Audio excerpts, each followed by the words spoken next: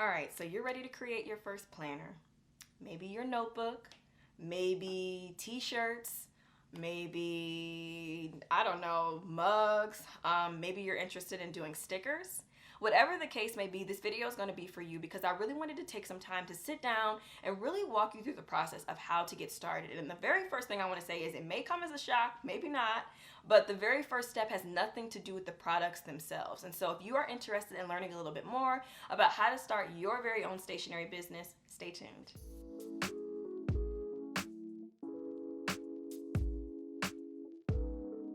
Hey guys, welcome back to my channel. My name is Tatiana and I'm the owner of the Stationery Muse, and I love to inspire women to go for what they want in their lives, with entrepreneurship being very, very high on my list. I'm so passionate about women starting businesses. And so in today's video, I'm going to be talking all about my Build framework, which was created for my group coaching program, the Inspire Blueprint.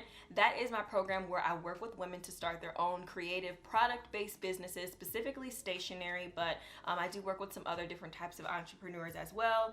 And I'm just excited to teach you guys this framework because I think it's really going to help you get a hold on what are some of the first steps and just the necessary things that you need to do in order to start your stationery business. So I'm just going to dive right in because I want to make sure that we can get everything covered and do it within somewhat of a timely manner. And so the Build framework is essentially a framework that is very similar to that of a house. And so if you think about this business that you want to start as a home, okay, and really think about all of the different parts that go into creating a house. You got the foundation, you got all of the fixtures and the framing and all of those different things. And so I want you to think about your business as such.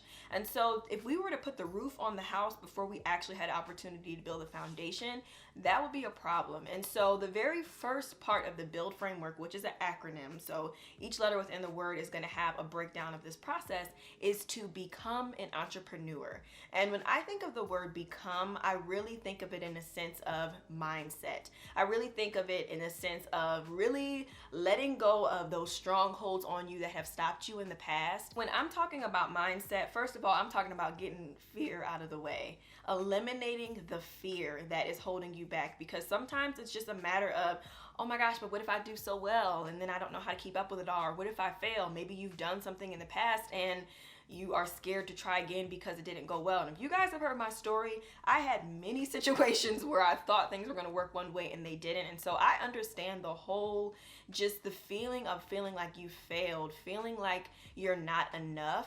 And I think that it really attributes to just fear. And fear to me can look so different. It can come in so many different forms. Doubt is another really big one where, you know, maybe you just kind of, based off of your track record within your own mind, I'm sure other people around you may believe that you can do it, but it really doesn't matter until you believe that you can do it. And so really it's a place to address those things that hold you back, that are deep down inside, that every time you get ready to go do something and then you stop. And so if you haven't checked out my free Fear Model for Goals training, make sure you check that out because that's really going to help you to overcome all of those mindset issues that you may be facing. And this also gives you opportunity to realize too, when you're thinking about mindset, of comparison. Because when you get ready to start a business, it's so easy to look around at what everyone else is already doing. But as I say so many times, you never know the person that you're seeing. They might be on step Z within their process and you're on step A. You have no idea what happened with all of those other letters in between. You have no idea of the setbacks that they faced or the challenges. You don't know. And so it's so easy for us to assume based off of what we see. And so this is a great opportunity to kind of just cut all of that out, cut out the negativity, and really just focus on the positive things. Focus on the reasons as to why you want to start this business in the first place. And this is also a really great time to start kind of figuring out what are the different things. I actually have a whole video on this as well, of how you can actually get your business like legit and set up, but really start to research, you know, what are the things within your state that are needed to get an LLC or to get the entity that you want? Do you need a business license? Every state has different things, so you want to make sure that you check into that and you can start researching that within this phase of becoming an entrepreneur. I've said this before, and even in that video that I mentioned, that you don't have to wait until you get to a certain point. You should already be treating it like it's a business and kind of moving forward as such. So definitely make sure that you watch that video if you want to learn a little bit more about how to actually set up your business entity and just some of the first things that you want to do as far as kind of more of like official, getting official for your business. I think it's also important to just kind of note, and again, I'm just kind of really giving a general idea of the build framework. So of course, if you're interested in the full deep dive of everything, make sure you click the link down below to get on the wait list so that you can be part of the next group of women that are going to be a part of this when it relaunches again in the spring. And so the other part of what I was going to say is that within this whole becoming an entrepreneur thing, I am so big on making sure that you have one thing that you are focusing on. I feel like I have so many videos on these different topics, and so I'm going to be linking them in the cards for you guys. But it's so important to address what is that one thing that it is that you want to do, because if you are trying to not only, first of all, become an entrepreneur, you're figuring out your mindset, you're trying to learn all of these new systems and processes and things that you want to do, and then on top of that, you're trying to juggle 20 new types of products. It's just not realistic. And so I always suggest with anybody that I work with to pick one thing. So whether you just want to work on stickers, whether you just want to create notebooks, maybe you want to do a planner, maybe you want to do a subscription box, whatever that may be, don't feel like you have to do all of the things right now. You will have time. And the hope is that honestly your business will do so well that you will have time to roll those things out over the years, right? So you don't want to feel that way. When I first started the Stationery Muse, all I had was A5 planner inserts, and I got really good with that. And then I started to add on to all of the different things that you guys see that I offer now. But it really took time to really get comfortable with one thing, allow myself to learn that, and then start to add on more. And I promise you, it may seem kind of crazy in the beginning because you're like, oh, but I have so many ideas and things I want to do. But when you are in the midst of trying to figure it all out, the least amount that you can put on your plate, the better. And I know when I say the word stationery, I think sometimes it's like, okay, well, what type of stationery business do I want to start, right? Because there's cards, there's wedding stationery, there's kind of like this whole planner world of stationery and stickers and things like that.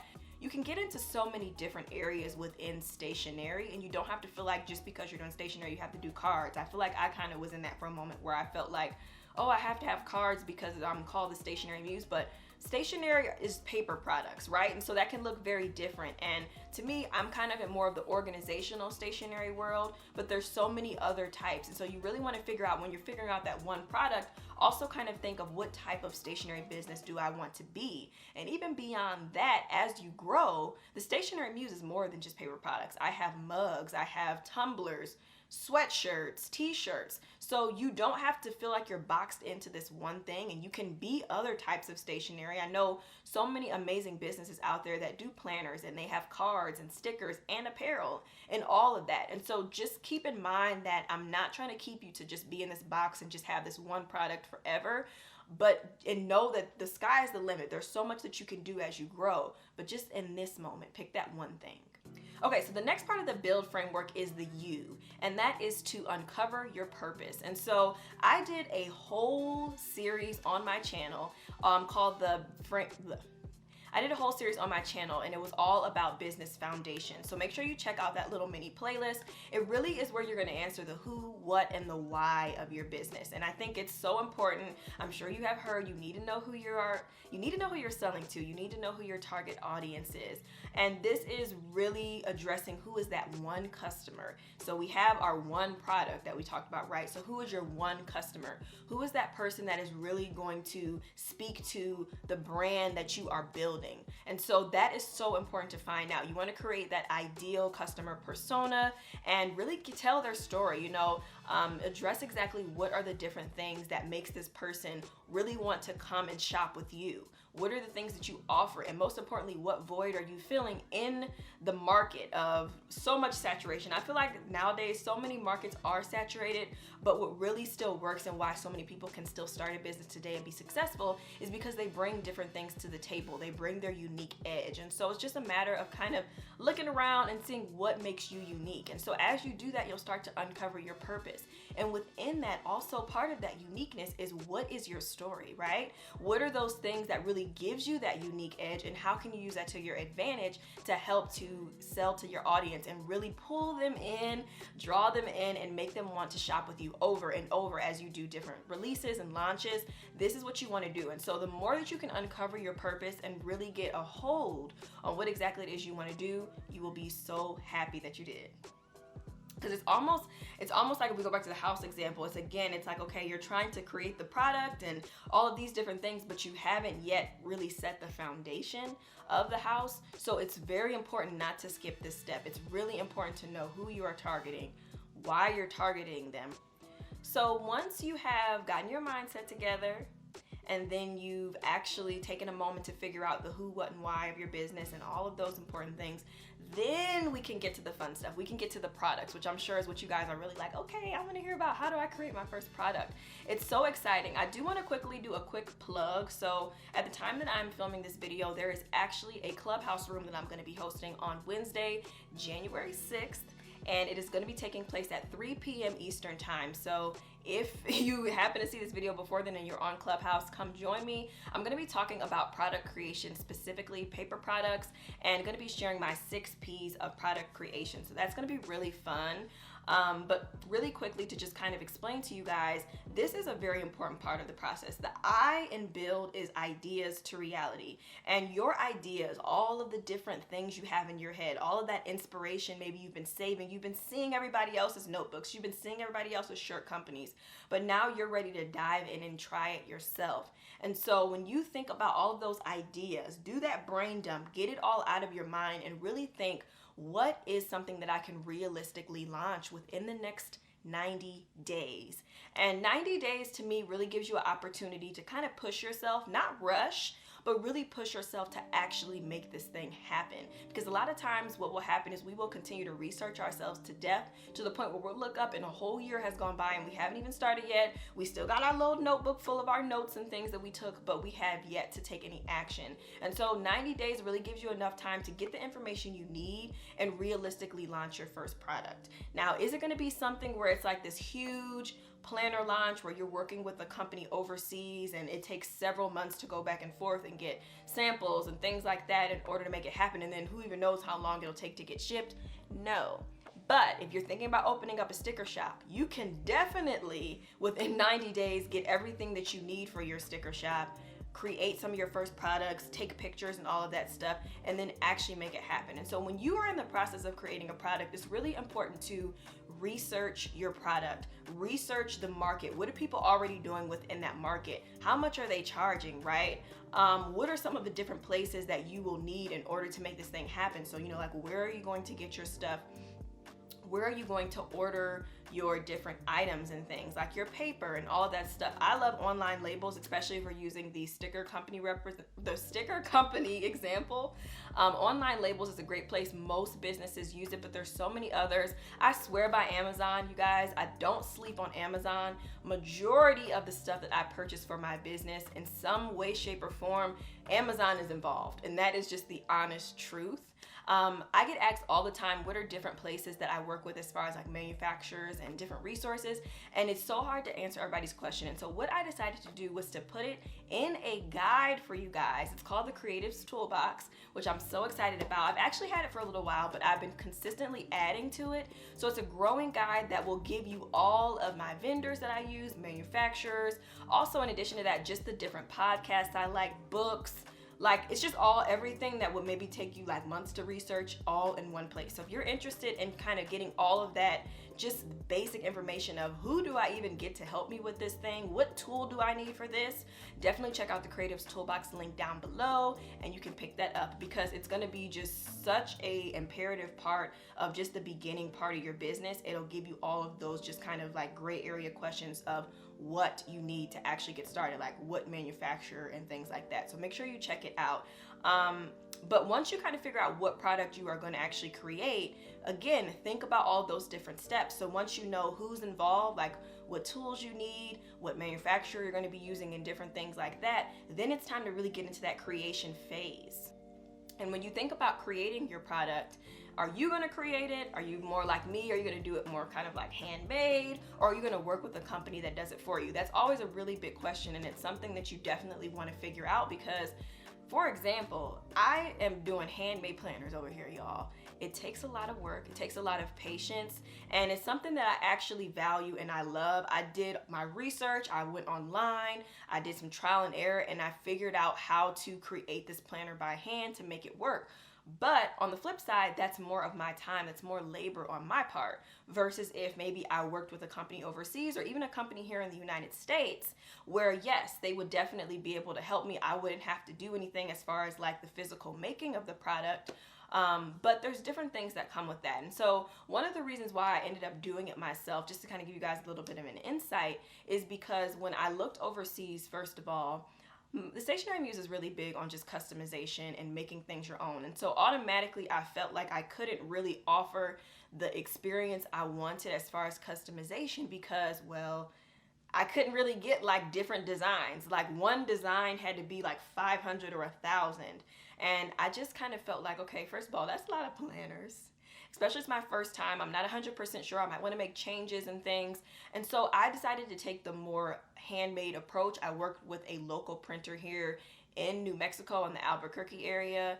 And what I have found is that even though it still does cost me quite a bit to source all of the materials and different things like that, it really allows me to make a change on the fly without feeling like I have all of this crazy amount of inventory already made that I have to now sell through. So it allows me to really sell like a small amount, see how that goes, and then re-release it. And so that's really been helpful for me. And so when you're thinking about like, okay, should I make this myself? Should I work with somebody? It really just comes down to, of course, finances, what makes the most sense financially, but also, are you willing to do it? Because once you get that sale, it's exciting, but then you have to also deliver on your end as well to make it happen. So always look at it on that flip side, like handmade, doing things yourself can be very like glamorizing looking and things, but it does require a lot of work and patience. So I just want to throw that out there, but it's a very important question to ask. And the Stationery Muse has a nice mix of both. I have some items that I do drop shipping with.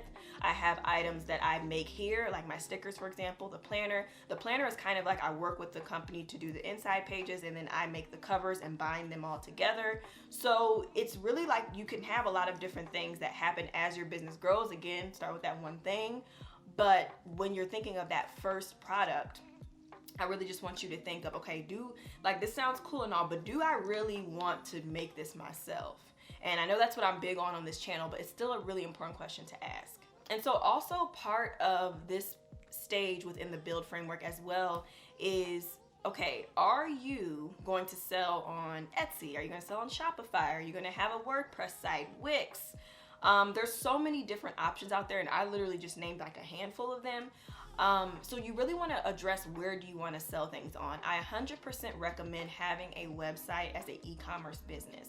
I know that some people will say, oh, I just have a PayPal account, or people can just cash at me. I promise you that just the level of professionalism in itself is enough to want to invest in a website, but also just to have your own home, because if you rely on social media and things like that, social media changes so much that I would never want you to rely solely on that for your business and for all of your sales and things to come from that. I know we got Facebook Shop, Instagram Shop, and all that stuff, which are great features to have, but that needs to be in addition to you having your own place. So my highest suggestion that I always say to people when they ask me like, well, what should I sell on?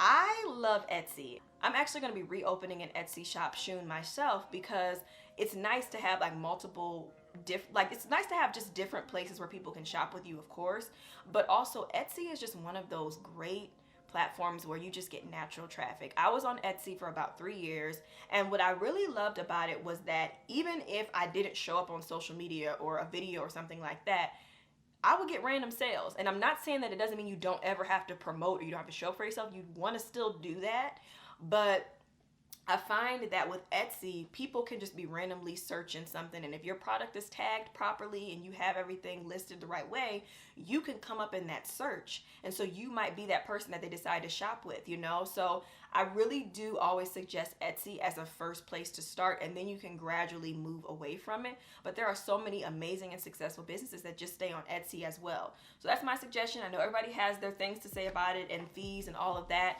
And you know, if you're feeling a certain way, definitely share your comment down below. But I love Etsy, and that's what I always suggest. It's just a great natural place to just kind of get traffic when you don't really have a following just yet, and then you can build from there. So the next part of the build model is the L, and that is to launch with confidence.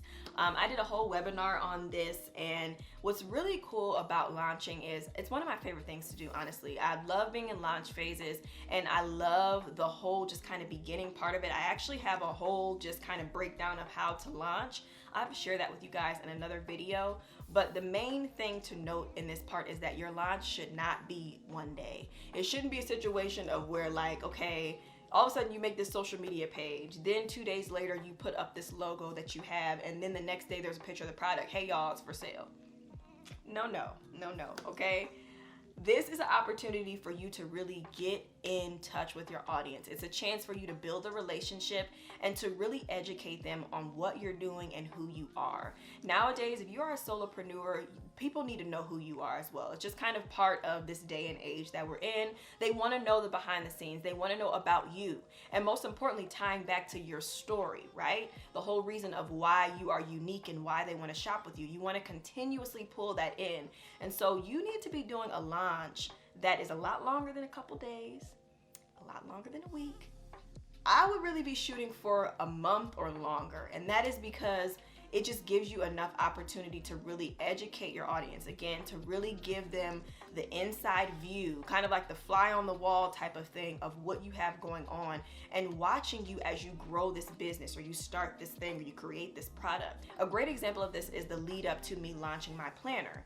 I shared the process from the beginning of when I just thought it was an idea to me actually making it and purchasing everything and stuff coming in. I shared that process. You guys followed me along with that. And that is all part of my launch strategy. It was all part of me priming my audience so that they were aware of, okay, she's working on something. Ooh, that looks cute. I want it. And so I really encourage you to do that as well. And your launch strategy can be filled with video, social media posts, giveaways, tons of different things. But the point is, make it longer than just a brief amount of time. The longer you do it, the better, because you really want to educate your audience. But again, within that 90 days, I want to keep, remind you of that, because you don't want to put it off too long, again, to the point of where they're like, okay, well, she's clearly not ever going to release this thing, so I guess that's just it. And also within that launch period, definitely definitely do create an email list and create a way for people to get pulled to your email list. Create an opt-in. I actually have a video all about email opt-ins as well that I will link up in the cards for you. This is an opportunity for you to get your email list to start growing before you even make a sale. And this will be warm leads, people that you know that are interested in what you have to offer. So definitely make sure that you put that in your launch strategy as well. And so the last part is the D, which is to develop and grow. So once you do finally launch, one thing that I think a lot of times people forget is like there's a whole business still going on. You still have to maintain things. You need to have good customer service. You need to stay organized. You need to know what's coming up next, whether that's in the next quarter, the next year, the next 3 years, whatever it may be. And so it's important to really kind of sit down and identify, okay, how do I want to be organized in my business? I love project management systems. I currently am using ClickUp, and I really love that. I've used Trello for a long time as well. It's something that allows for me to digitally connect with my stuff as well as my business planner. I'm a huge paper planner, so it's very important for me to be able to write things down, but then I also need alarms and stuff to remind me of what's happening and that I can change things quickly. And so I have a little bit of a hybrid system over here of how I keep track of everything, but it's important for you to address exactly how it is that you want to stay organized. I love Google Drive for all things like spreadsheets and stuff. That way you can keep up with your inventory, you can keep up with the costs of things, and just really get a feel for like the different areas. So, finance, inventory, just operations in general. And that is a way to make sure that your business is never catching you by surprise. You always know what's going on because you are creating these systems and these processes, and you're setting yourself up for success. So at the end of the year, for example, you're not sitting down like, okay, I don't know how much money I spent on this, which is something that I'm trying to get better at. Finances is kind of like finances is not my strong suit. And so that's something that I'm really working on in this current season of my business, is really trying to get a hold on my finances, make sure that I'm doing everything properly as far as expenses are concerned, making sure I'm paying myself. All of that stuff is important. And so the earlier you can do it and start to create these systems, the better. Don't wait for, I'll wait until I reach this amount of followers, or, I'll wait until this. do it now. And that whole thing about followers in itself, followers does not equal the amount of success that your business has. It has nothing to do with the amount of sales, the income, none of that. So never feel like just because you have just a handful of followers or whatever it is, that equates to anything, because I promise you it really, really doesn't.